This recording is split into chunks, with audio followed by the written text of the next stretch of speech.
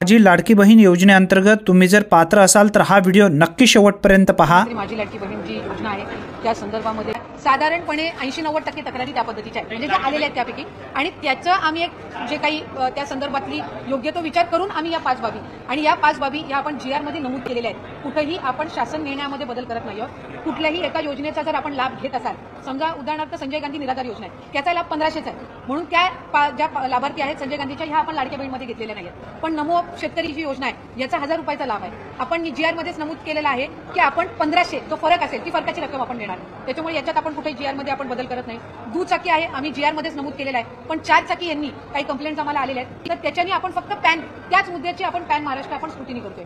आपण कुठेही without complaint आम्ही स्क्रुटिनी इनिशिएट करत नाही आहोत। त्याच्यामुळे मी स्पेसिफाय केलेलं आहे की या 5 बाबी इन्कम टॅक्स म्हणजे उत्पन्नामध्ये जर वाढ झालेली असेल, 2.5 लाखाच्या पलीकडे जर कुठल्या लाभार्थ्यांचं उत्पन्न गेलं असेल तर ते आता त्या योजनेसाठी लाभार्थी म्हणून पात्र नाही आहेत। जर दुचाकीच्या वर जर कोणाची वाहनं 4 चाकीची असतील ते पात्र नाही आहेत। जर ते इंटरस्टेट जर मॅरेजेस झालेले असतील तर ते आता त्याच्यासाठी पात्र नाही आहेत। सरकारी नोकरी लागली असेल तर ते पात्र नाही आहेत, आणि आधार कार्ड आणि बँकचं हे जर नावामध्ये फरक असेल आणि त्यांनी ती लक्षात आणून दिलेली आहे तर ते पात्र नाहीत। पण याच 5 बाबींवर आपण पॅन महाराष्ट्र जे आहे ते आपण त्या संदर्भातली योग्य ती पावलं उचलत आहोत। साधारण अॅनालिटिकल जर बघायला गेलं तर आपण तक्रारी किंवा आपल्या स्थानिक प्रशासनाच्या देखील लक्षात आलेला आहे की काही जे पात्रधारक नसतानाही काही लोकांच्या खात्यात पैसे जात आहेत। याची आकडेवारी टक्केवारी किती आहे, साधारण किती टक्के महिलांना यातनं वगळलं जाईल असं वाटतंय प्राथमिकरित्या, जेणेकरून सरकारचा निधी देखील वाचेल?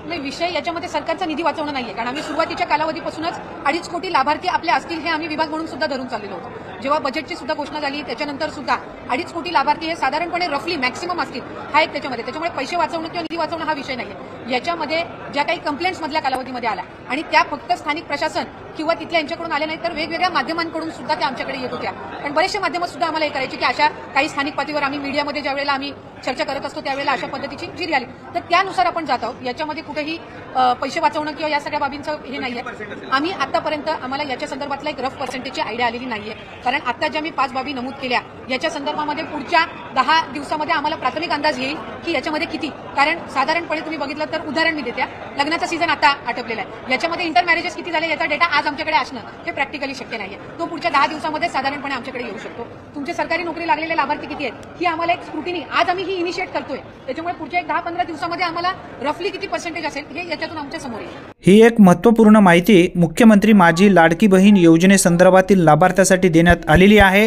जास्तीत जास्त तुमच्या मित्रापर्यंत हा व्हिडिओ नक्की शेअर करा। चॅनलवरती पहिल्यांदाच आला असाल तर चॅनलला सबस्क्राईब करा। धन्यवाद।